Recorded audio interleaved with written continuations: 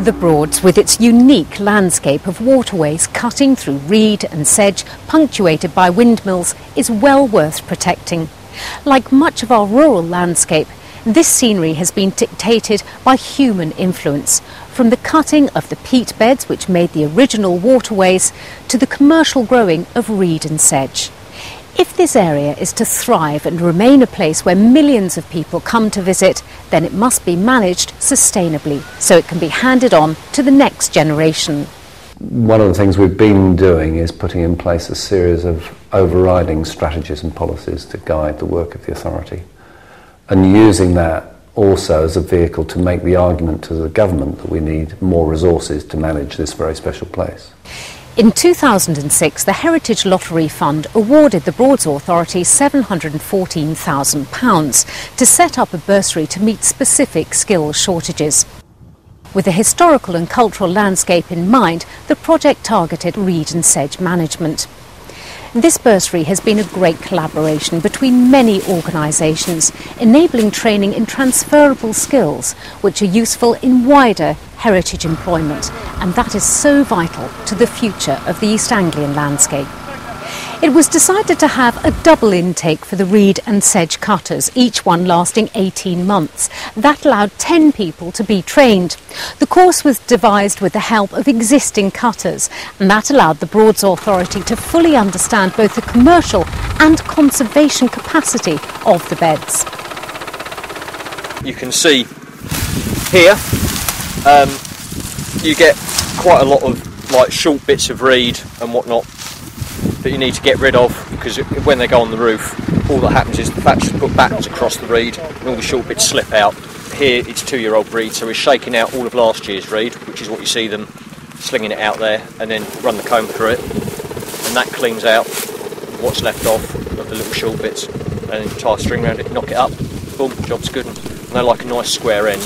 Once they're bundled up, they go onto a boat from here down the dyke that you can see, and that goes onto a trailer to the thatcher, and that goes straight onto someone's roof. The first intake concentrated on managing the beds and working with the crop. The second emphasised wider conservation skills, managing wildlife habitats. So the course not only included reed and sedge cutting, but also habitat stewardship and caring for the landscape around the Broads. Ever since I've been young, I've wanted to work out on the Broads, and this was an amazing opportunity for me to learn some broadland skills, especially in reed cutting. When I was little, I saw some volunteers go out, and I thought that's where I want to be working. And I volunteered for a year, and then I got on the course.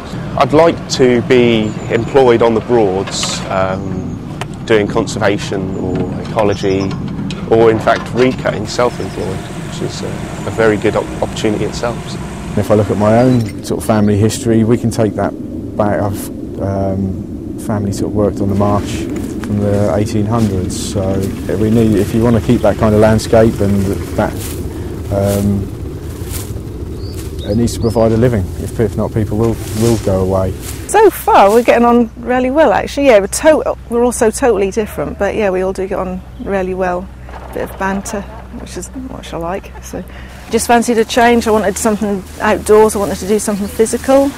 And I thought that, learning about the environment and stuff, I'd be able to pass down to my children. That would be something really good to pass on to them. That we need to be producing sustainable materials, and I think that's sort of the future of the reed cutting, is its sustainability.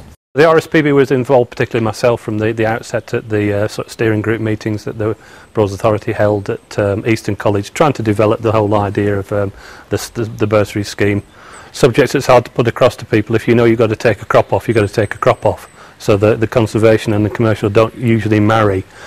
So to try and put into the minds of the guys who are doing the work for us as a contractor at the end of the day, what we need specifically is very, very key to us, so that they can know what the boundaries are, know where their limits are, know how far they can stretch it.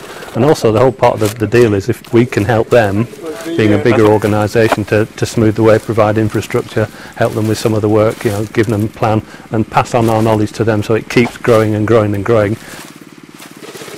We try to bring in what I would class as the realistic approach to the whole thing, showing that conservation and management can work in tandem and provide a mosaic of an environment to the benefit of all. The commercial crop then provides the monetary source to allow the conservation and the future management to take place, because clearly you've got to pay for these things. I think there's an enormous power in collaborative working, and not just purely in education, but in terms of addressing issues locally that we're trying to address.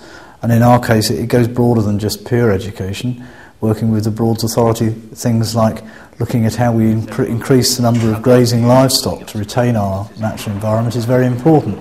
That isn't just going to be about training people, it's going to be about helping them run a small business themselves, if necessary coming up with capital support arrangements, and working very much more on economic development than just learning. And I think it's quite dangerous to try and get into too small a silo with these particular things. It's about providing the skills and the wherewithal for people to achieve what the maximum they can, particularly where it then benefits our local industries and community. The Broads Authority works directly with experts in their field who are willing to share their experience and expertise to devise and deliver projects which focus on real issues. Many of these people are real characters, part of the living landscape. Having a flexible approach, tailoring training to meet individual needs, means that the project can cater for a wide set of skill levels. So you can get them used to coming into a certain small area. If they're in a smaller space, you've got far more opportunity. One, to look at them closely. Two, to actually think, well, if I need to get a livestock trailer in here and move them, then the next thing is, well, do you have a corral that you need to that you can get them into and actually handle them? A lot of these areas stipulates they need to be grazed by certain types of livestock. With the pony and the cow, obviously you've got two very different grazers. You've got the cow has teeth on the bottom, a hard pad on top, and a very large, powerful tongue. And what they do is wrap it around the grass, grab hold of it, and rip it. It was a cold January day when I met up with some of the bursars working with one of Norfolk's old-time reed cutters. We're standing actually right in amongst the reeds. We've walked across a little bridge here, and we're standing in an area of the country. If you look on a map, there's more water than land. The reed areas stretch over miles and miles, but there are very few reed and sedge cutters left, aren't there? Yeah. I mean, how difficult a job is it? That's hard work, very hard work. You look to lose anything up to a stone and a half in the winter time while you're cutting reed. That's right. Keeps you fit. That keeps you fit. Fit as 10 men, 9 dead and the other one unconscious. And we used to cut about 15,000 bunches a year. And as I say, by the time you'd done, you knew you'd done it. Now, the scythe that you used first, was that a long-handled scythe? No, just an ordinary scythe, what they call a brush cutting scythe. That was instead of a 1 4-foot blade, this was about a 2-foot-6 blade with a hoop on it. So as you swept into the reed, that didn't fall everywhere. The hoop on the scythe gathered it up and laid it in a straight line, so you could go around with your hook and pick it up. The experience of delivering the Heritage Lottery funded bursary means the Broads Authority is in a prime position to deliver new projects. The management and partnership structures which have already been set up can easily be expanded to provide wider and more sustainable projects. This means the Broads Authority will be able to achieve its vision for the landscape, the local economy and local communities. Not a bad thing in these uncertain times.